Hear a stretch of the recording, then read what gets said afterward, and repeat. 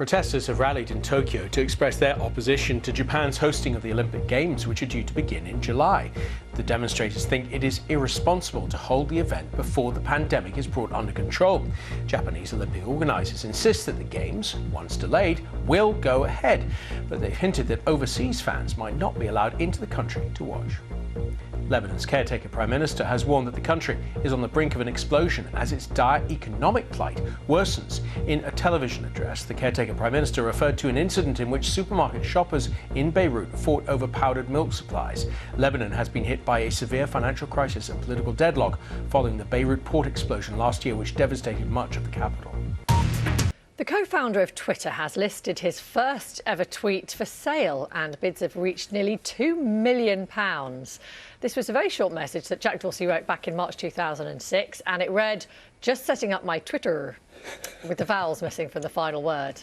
The highest bidder will get a special digital certificate to prove they own the tweet. But it will still be available for anyone to view on the social media platform. So, I mean, just why? What do I want? A digital certificate. When do I want it?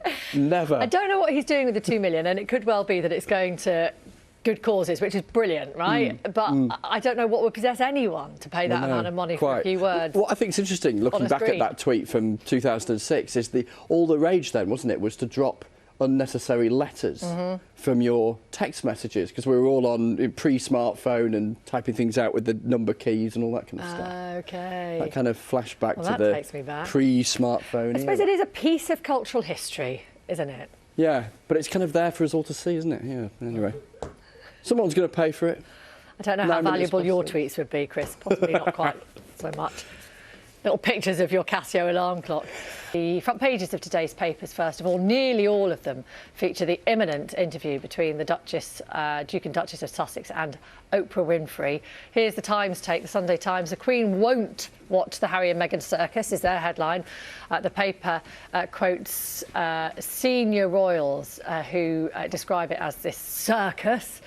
And they will certainly be watching the interview, but not the Queen herself. Let's take a look at the Mail on Sunday next. It quotes a senior royal aide. I was going to say another one. It might be the same one that the Sunday Times has talked to. I have no idea.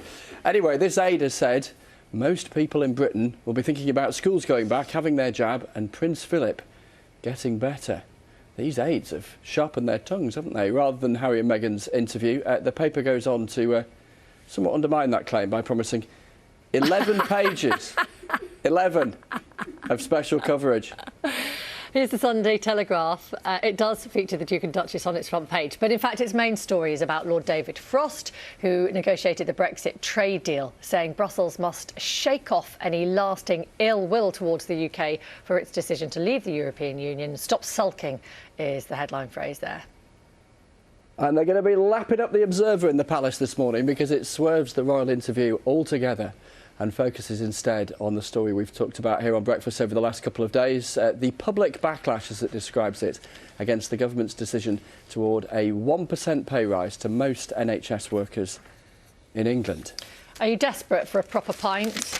Yes. Yeah. Oh, yeah, definitely. Proper pulled pint in a pub. Well, can't wait. It's not too far away. It's April, isn't it? And we're in March now. And in fact, we're nearing, or tomorrow is the first day of the roadmap, isn't it? Yeah, the first so we're on track. Begins. But here in the Mail on Sunday, they're talking about all the pubs getting ready for Alfresco April, as it's going to be called, because they can serve food and drink outdoors only, of course. So loads, and we saw this in the last phase of pub opening, didn't we? Loads of open spaces, but marquees and those kind of strange sails on sticks that pubs are putting up. Yeah. I mean, they're a little bit more upmarket than, you know, the gazebo in my back garden, some of them. I think Sod's Law is going to kick in and it's going to snow in April. Or gales or torrential rain. But we'll still be out there under those gazebos having a pint.